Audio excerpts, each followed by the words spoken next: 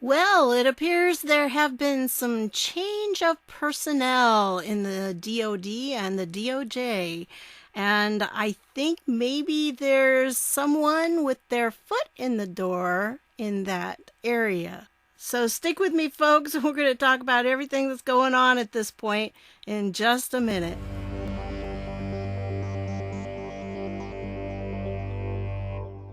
Hey everybody, this is Deb with Truthification Chronicles, and oh my goodness, just more all the time.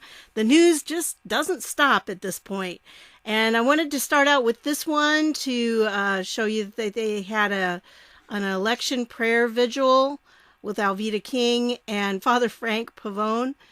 And so if you want to watch that and pray along with them, that would be probably a really good thing. I'm sure we could all use some prayer right now, especially the president and his team, because they're facing a lot of stuff. Now, I wanted to show you this because this is really unusual. I mean, I watched this. It's the true history of Republican Party colors, because I have before wondered how we ended up red and the Democrats ended up blue, especially since after the Civil War, the blue were the people in charge, which was the Republicans. So, yeah, it kind of got weird. And so I thought this was a really interesting thing, especially since red has always been traditionally connected with other political ideologies. So anyway, I'll leave the link to this so you can watch it. I'm not going to be able to play much of any of these clips here and there because I tell you, folks, I've just got so much to share with you and I need to get it out there and done. So this one right here, I've got several videos that were just excellent. And this one is recommended by Field of Fight, which is General Flynn's book. If you remember that, that's their account. And this guy right here goes through it. So it's a little dry at the beginning and everything, but it's very good information. What he does, in case you're not understanding exactly how the vote count and everything is going on, he's a lawyer, and he goes through and he teaches how it all fits together and what the possibilities are at this point. And so I really thought this was a good summary. I just wish it were on YouTube so I could like double speed it. I'm so spoiled with that. You can't double speed these things. And it's like, oh, come on. Just use YouTube so I can do that. Really, actually, that's kind of a deal breaker for me. Anyway, so that was a really good video. It's a little on the blurry side, though. So it's not real sharp. And then this one is excellent. Now, I don't know if you've heard of Benford's Law, but this is what the IRS uses when they are looking for fraud, okay? So, you know, people get audited by the IRS, right? Well, when they get audited, usually this Benford's Law is what they use to detect the fraud, you know?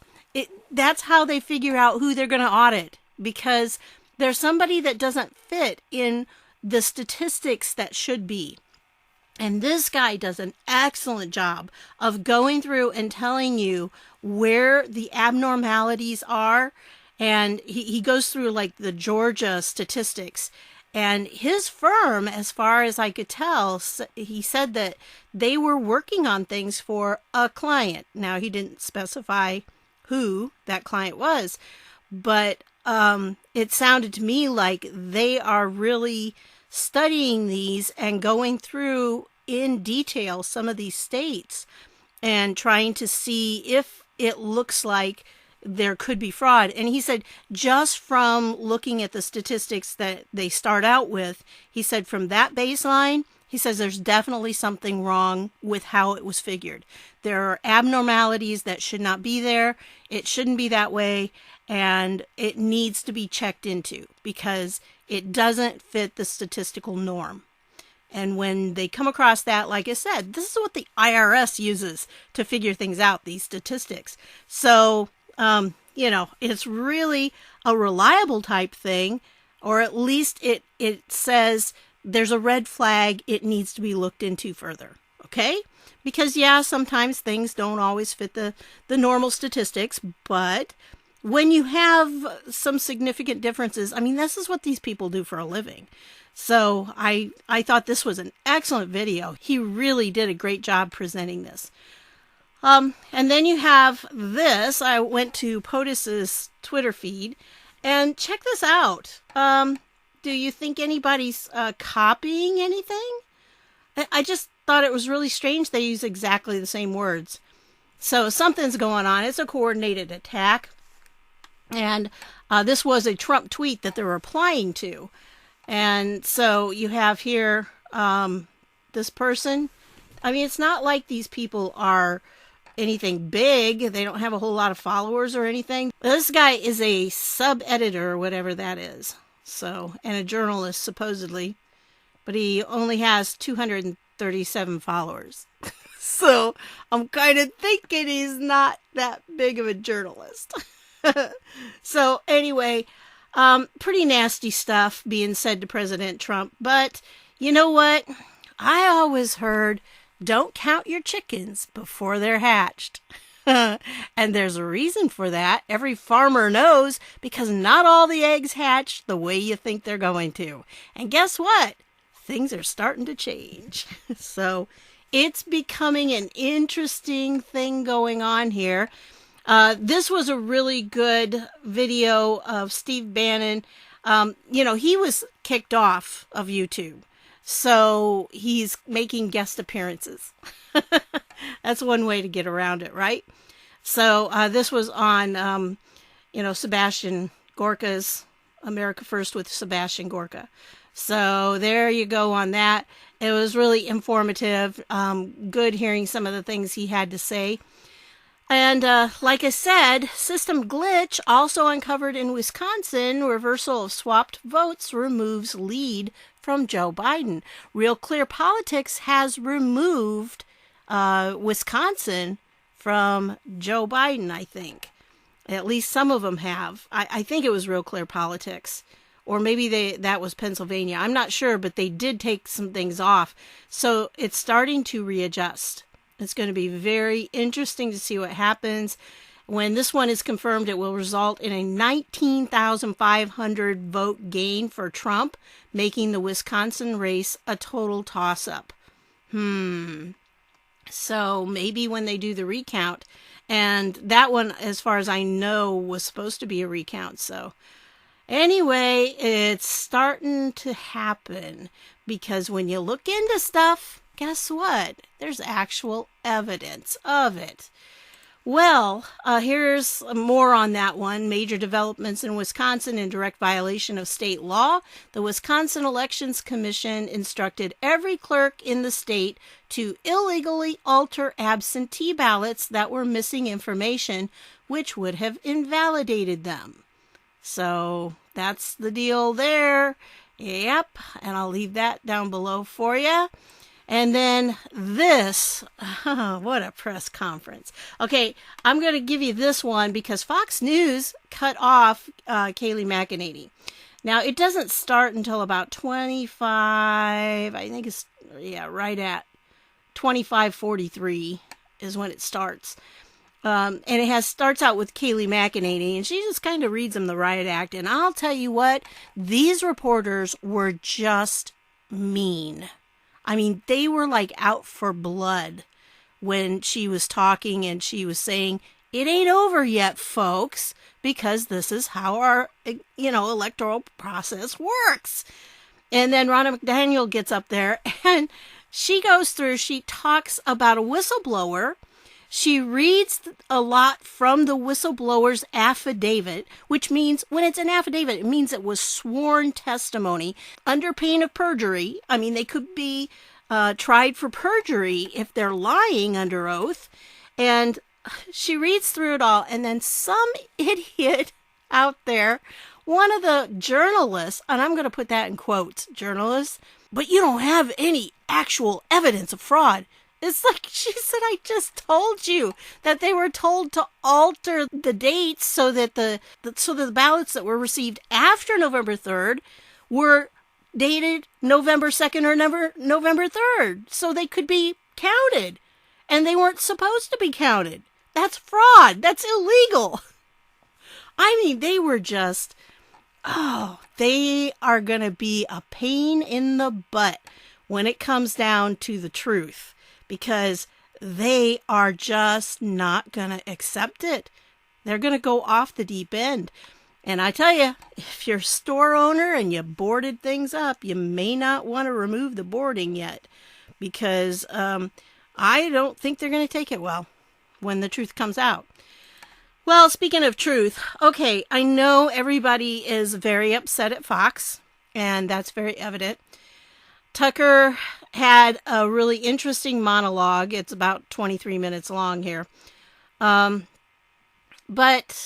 what he had to say was really good. He is not leaving Fox News, or at least he gave no indication of that. But something else is that, guess what? The comments were turned off. So I tend to think they just didn't want to hear anymore. They're seeing what's going on, because on Facebook, they have lost so many people. So many people have unfollowed them on Facebook, unliked the page, I guess it is. And they're starting to see the results. Now, I don't mind watching Tucker Carlson. I don't mind watching Sean Hannity. I was very disappointed about Laura Ingraham, that she said Trump should just go ahead and accept it. Well, no, he shouldn't, okay? He shouldn't, because there was enough evidence of fraud. I mean, we're talking hundreds. By the way, I think Ronna McDaniel said that they had 137 affidavits from witnesses who witnessed some kind of fraud.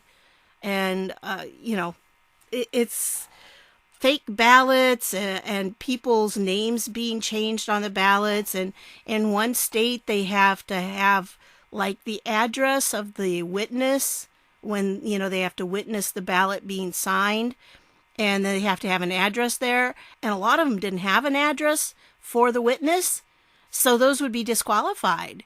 But they were putting addresses in. It's just, they were cheating like crazy, man. They're desperate. And there's a reason why they're desperate, because they know what's going to happen if they don't win.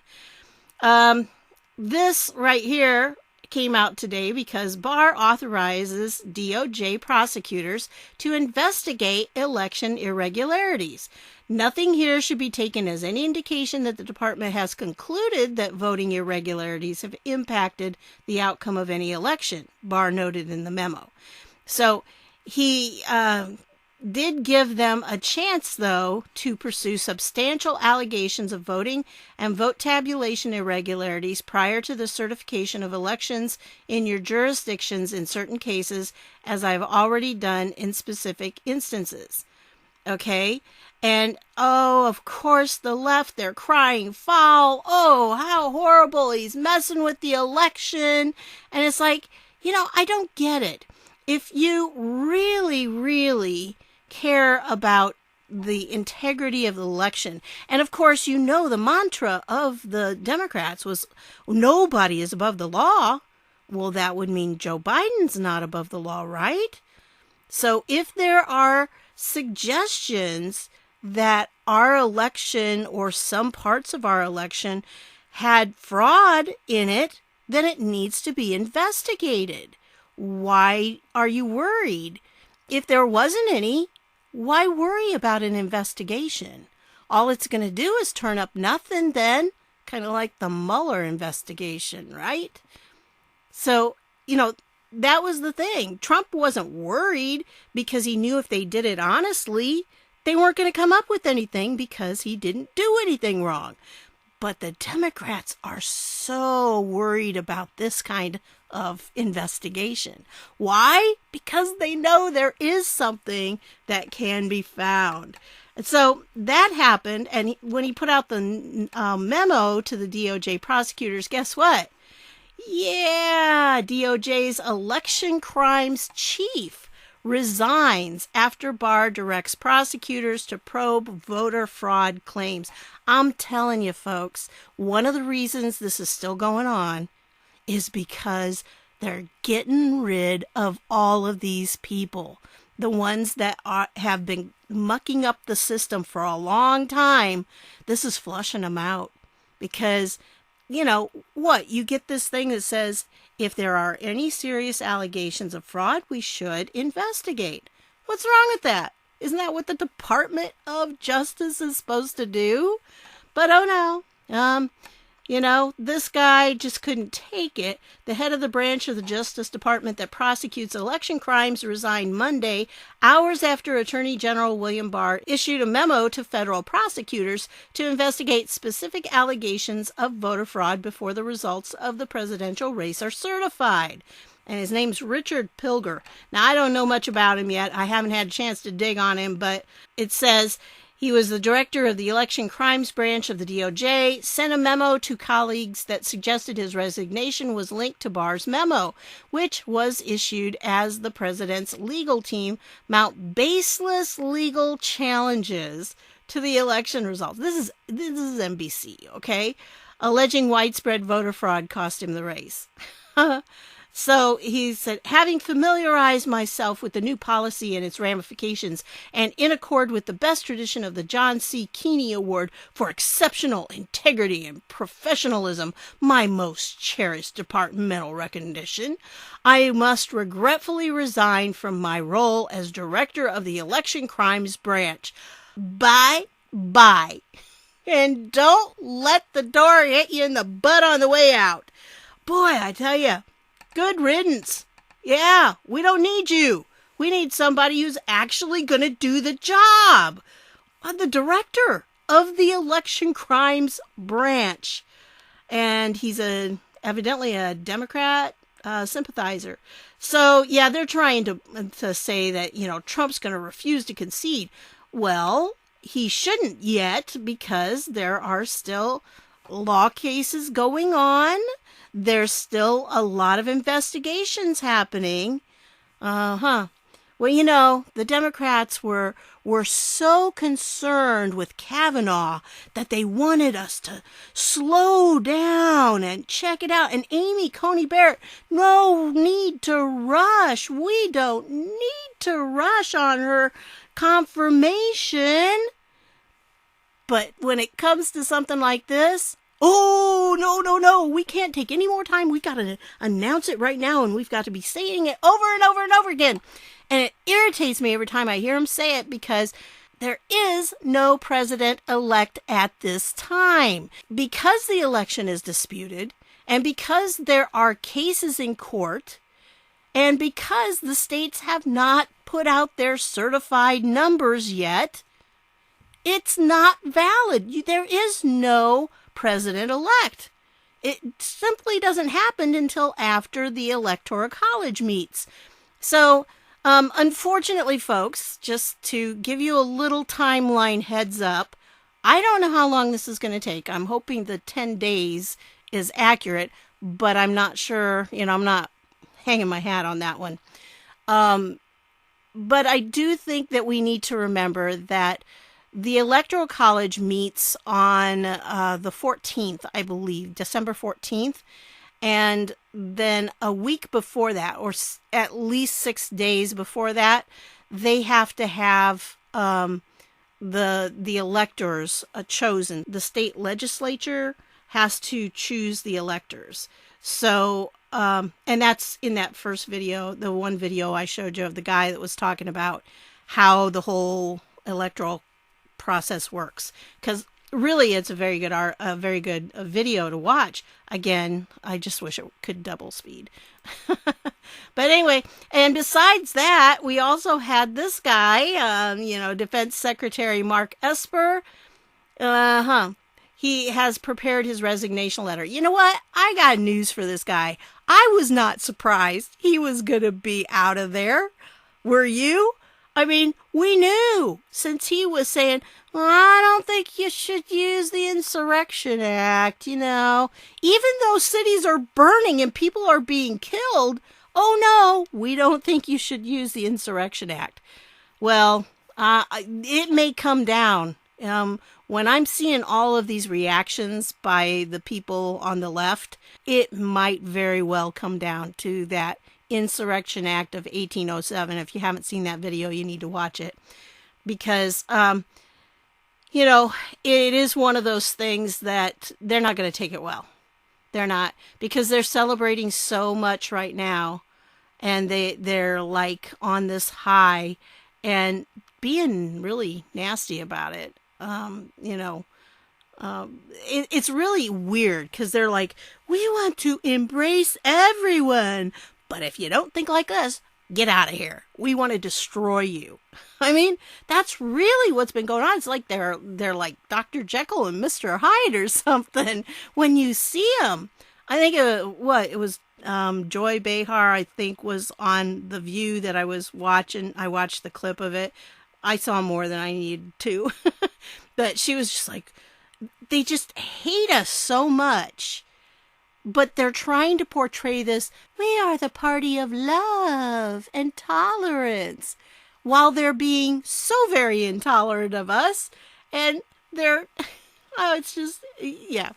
Anyway, so filled with anger and hatred. It's sad when people have that much anger and hatred inside of them. It just turns them so bitter, so very bitter. And I would hate to be that kind of person.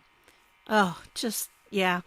Anyway, so Mark Esper, when I heard this, and I posted actually on my community tab on my YouTube channel, I wondered if the reason he was removed, well, first of all, I do think it has to do with the Insurrection Act, because that might have to be done. It's not going to be done to win the election, you understand. It's going to be done to protect people after the election, because they're not, like I said, they're not going to take it well. And, you know, President Trump has to protect people. That is one of his main duties as the President of the United States. So when the court rulings go his way, and it's starting to already turn as they're looking into the voter fraud, a lot of these illegally obtained ballots, there's a lot of people saying that any of the ballots that were counted without Republican poll watchers there will have to be disqualified.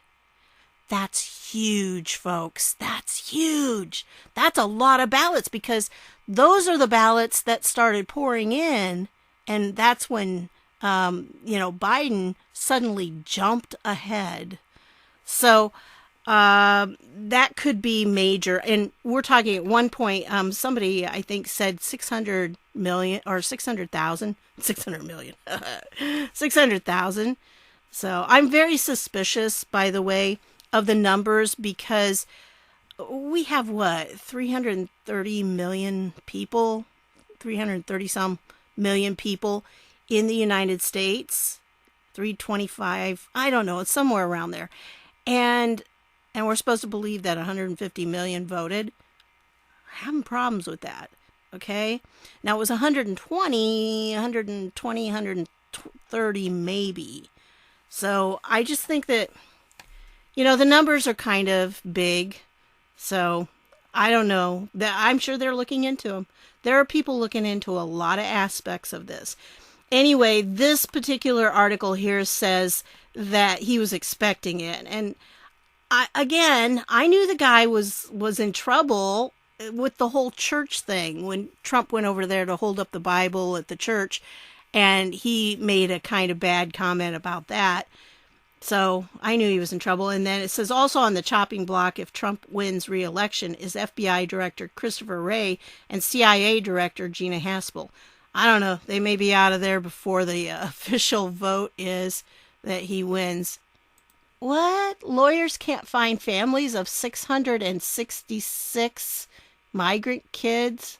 666? Interesting. Yeah. Okay, going on. This is what you got to hear, okay? This is kind of exciting because now the Esper is out. You know, they had to put somebody else in his place, the acting Secretary of Defense, all right?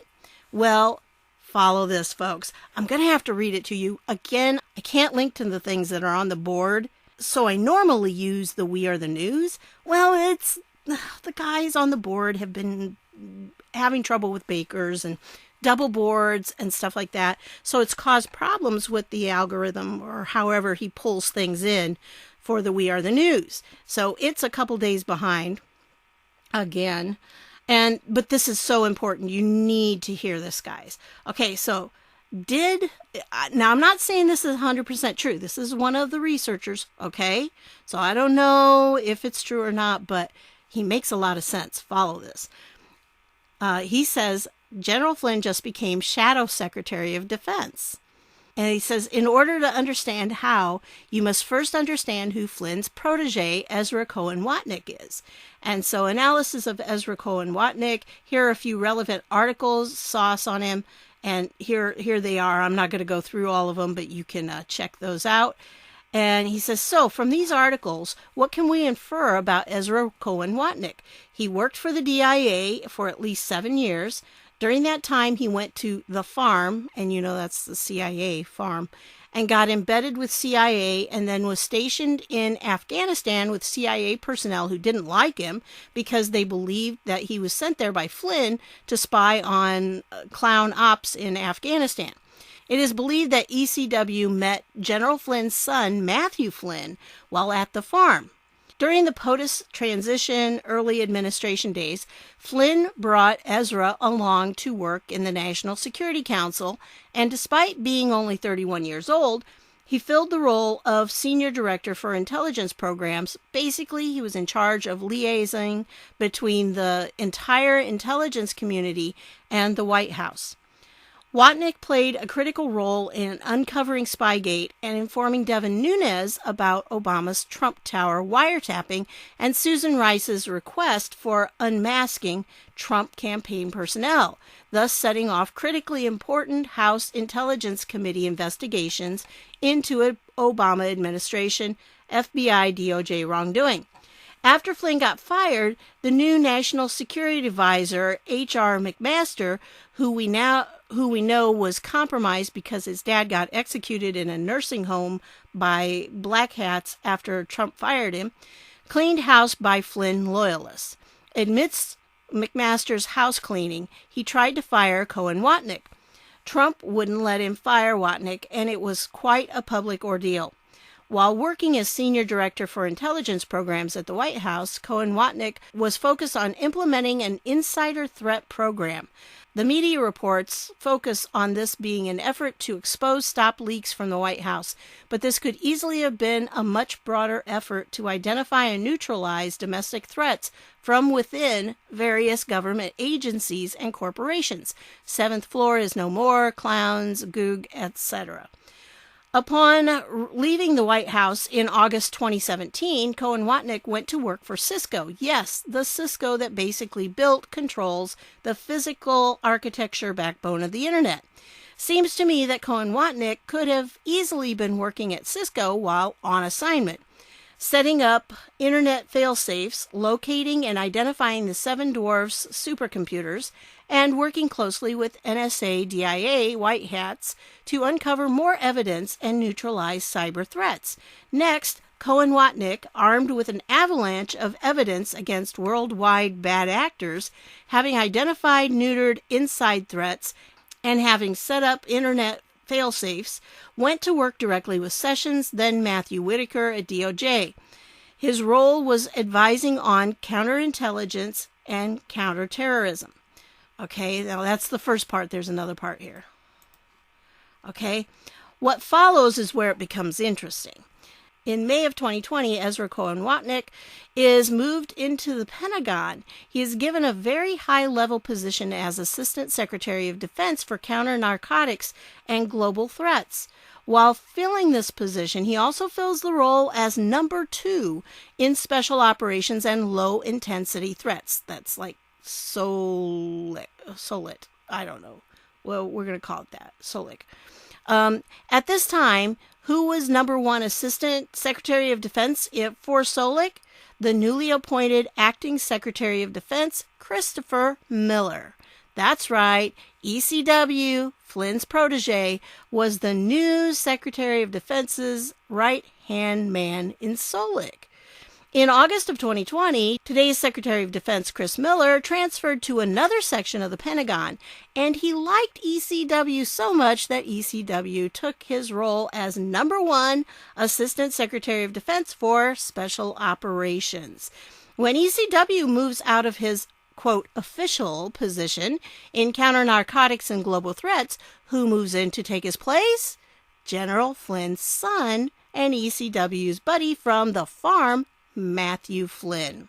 To summarize, Ezra Cohen-Watnick befriended General Flynn's son Matthew early in their military careers. Ezra impressed General Flynn enough that General Flynn brought him along to the White House, placing him in an extraordinarily important position. When Flynn got fired, House got cleared of Flynn loyalists, but POTUS wouldn't let ECW get fired. POTUS continued to use ECW as Flynn's surrogate for years, moving him around wherever needed to investigate and counter threats. POTUS moves him into the Pentagon, makes him an Assistant Secretary of Defense, and puts him working hand in hand with the man who is now the Secretary of Defense. POTUS puts Flynn's son, ECW's old buddy, working right beneath them. After spending 4 years using Flynn's surrogate to investigate and counter the cabal, POTUS finally puts him at the top of the food chain in the most powerful military force the world has ever known, with Flynn's son thrown in for good measure. The cabal might not realize it yet, but Flynn is about to, on the table and shatter their world. Revenge is sweet. Again, I can't say that's 100%, folks. But it does appear that that could very well be true. And speaking of Flynn, listen to this. Yeah, so let me just give you kind of a couple of sound bites, if you will. But this election is about the national security, this is going forward, the national security country and whether or not we're going to have the country that we deserve. It's about economic prosperity, and it's about the saving or the protecting of our constitutional rights, especially as we are observing this outrageous election process. You just played Vice President Biden talking about how everybody has to be patient. Well, they were about to claim victory last night up until Justice Alito from the Supreme Court made the ruling in Pennsylvania. Yeah. So what I would say is you be patient, and let's all be patient here in America. The biggest counsel I could provide, Carl, is for everybody around the country needs to take a deep breath. Right. On the battlefield, and you know this, Carl, from your experience, fighting alongside of us in Iraq and Afghanistan, but we always have to take the harder right path, which is a tougher path, versus taking what I call the easier wrong path, which is always the wrong path. It's never the easier path is never the right path, mm-hmm. And the easier path for the current administration would be to just give in. And we cannot give in based on what we have seen already and the evidence that has already been brought to light, particularly this mess up in Michigan with this Dominion software. That's just it's outrageous that one county, and I guess they have 47 counties that this software is in, and now come to find out it's in as many as 30 states. So right.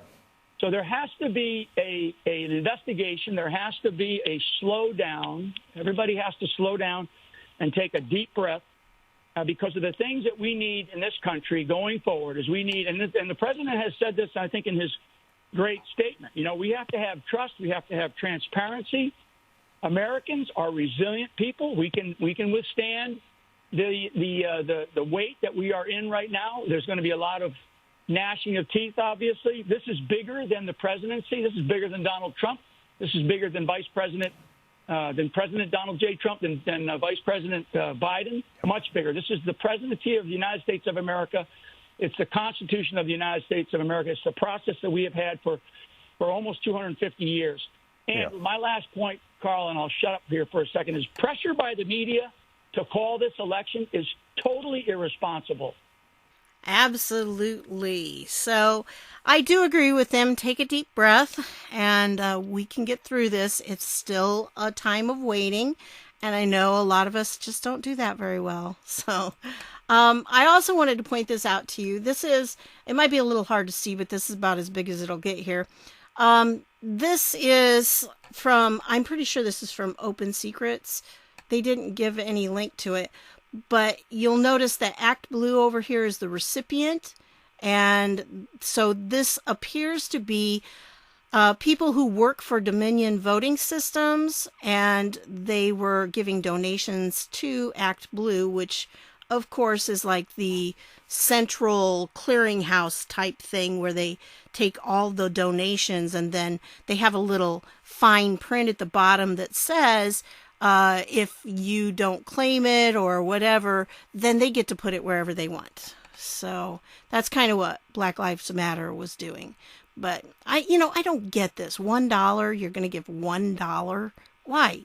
It just seems kind of odd. Anyway, so those were, as I understand that form, that, like I said, that was individual people who worked for Dominion systems. Okay, well, this one is kind of disturbing because they said we got visual confirmation, routers and Wi-Fi connectors used throughout this center in Detroit during ballot counting, and they were not supposed to be hooked up. This is Senator Patrick Colbeck, is an aerospace engineer, author, former elected official, and former candidate for governor in Michigan. And Colbeck served for 2 terms as Michigan State Senator from the northwest portion of Wayne County, which includes Detroit. So he went down as a GOP poll watcher, and guess what he saw? Yeah, he found out that, you know what, there's like Wi-Fi, and there's routers, and there's cables, and he drew this diagram showing, routers, confirmed wireless routers, and he had confirmed Ethernet routers, and so then they had cords, lots of cord there, and everything, and here's a video if you want to listen to him talk about it. And then here is his sworn affidavit.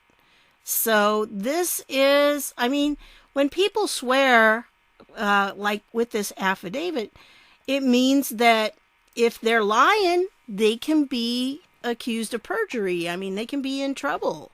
It's something pretty serious. So they are swearing on penalty of perjury. They're swearing it. And so you can go through and read exactly what he has to say here. And like I said, they've got over 100 affidavits from various people in various states saying, this is what I witnessed. So, and they're sworn affidavits. So I think that's very significant. Well, Sidney Powell put this up. There are extraordinary voting irregularities. At a minimum, Pennsylvania, Michigan, Georgia, Wisconsin must be called for Trump. And then there's an article by Just the News. There's widespread fraud. The votes cannot be certified. Trump won in a landslide. And there's the article. AG Barr authorizes federal prosecutors to investigate allegations. So that should be interesting. And then, of course, Flynn, tagged everybody in the world, it seems like. And this was retweeting Sydney's post, but he says, in God we trust. So remember that. I think that's very, very important. In God we trust. And then this was an interesting little situation here because Sandra, whichever it is, I don't know. She's from CNN, right? I think so. Anyway, watch her expression when you hear these people over here from Fox, which I'm not real thrilled about right now. But listen to this. Over whoever is decided to be the president, remember, just because CNN says, or even Fox News says that somebody's president doesn't make them president. So I think everybody wants to know that this was done properly and legally. What is happening? Like, Trace, we've called it. And I think we have to look into every one of these concerns. Yeah, and I think... So they're talking about, that there are some very serious concerns about things that happen. And she's like, but we called it. That you can't. I mean, watch her face. Everybody wants to know that this was done properly and legally. What is happening? Like, Trace, we've called it. And I think we have to look into every one of these concerns. Yeah, and I think, Kayleigh makes a very good point there, Steve. Look. I mean, you just see her face. It's just like, well, obviously that can't be, because why are you even talking about that? Because we called it. And if we called it, it's gospel truth. Yeah. Well, that was retweeted by Ilhan Omar. And so he says, anti-Semitic, anti-American, terrorist sympathizer Ilhan Omar endorses Fox News' post-election heel turn.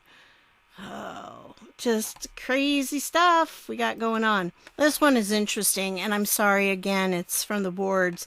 I wish We Heard the News was up because I can link to that. But here's what was happening. Look at this.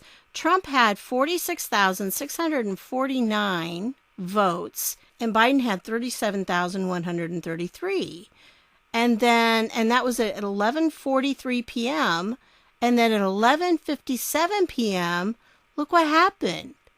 All of a sudden, that 46,649 was given to Biden, and the 37,133 was given to Trump. They switched. They totally switched. I mean, from 11:43 to 11:57 p.m., they switched. It's crazy. Crazy, crazy, crazy.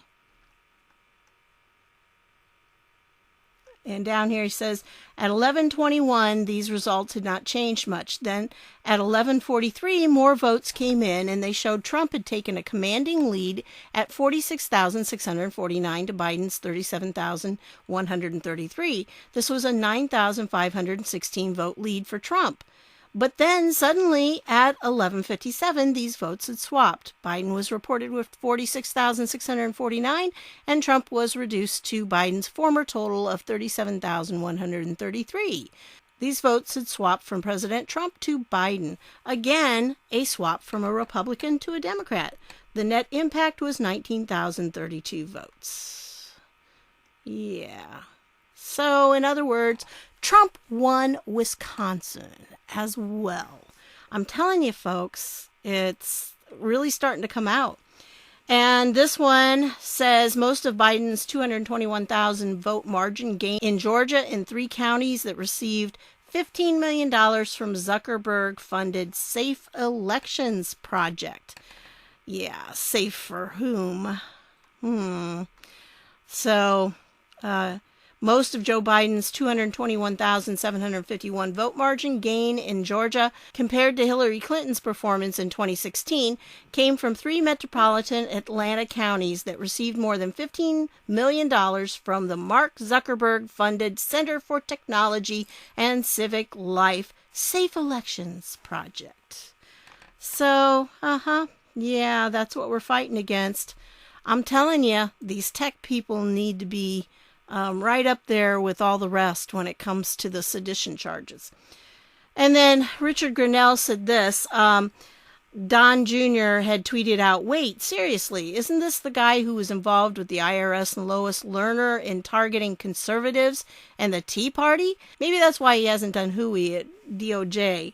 Head of DOJ Election Crimes Unit resigns in protest. So that's the guy that I talked about before. And Richard Grenell says, this is a serious problem. So this is really, really something that we need to be aware of, just how many deep state people there are. And then the last thing I want to leave you with is this one right here, because guess what they're calling for now? Yep, they want to jail Stephen Miller. Slate joins media cry for revenge against Trump supporters. And this guy is wicked smart, by the way. He really is. Very smart man. Far left Slate joined the Democrats and media's growing calls for recrimination against Trump supporters with an editorial demanding senior White House advisor Stephen Miller be imprisoned. But Stephen Miller's also a man, and like all men who commit crimes against humanity, what crimes against humanity do they envision Stephen Miller has committed? I have no idea. And so he should be imprisoned by the society he wounded, forever prevented from spreading his pestilence and fear. In a just world, this reckoning would happen right on January 21st. I'm telling you, these people, they just hate us. They hate us with a passion. And then they turn around and they say, but we want to embrace everyone. Yeah, right. Okay. Well, anyway, that's what I've got for you on this one, folks. I'll put all the links down below, except for the ones I can't, but sorry about that. If the We Are the News site gets straightened out, I'll be happy to put the links in there, but don't look for it for a few days at least. Anyway, that's what I've got for you on this one. I want to thank you for stopping by, and I'll see y'all later.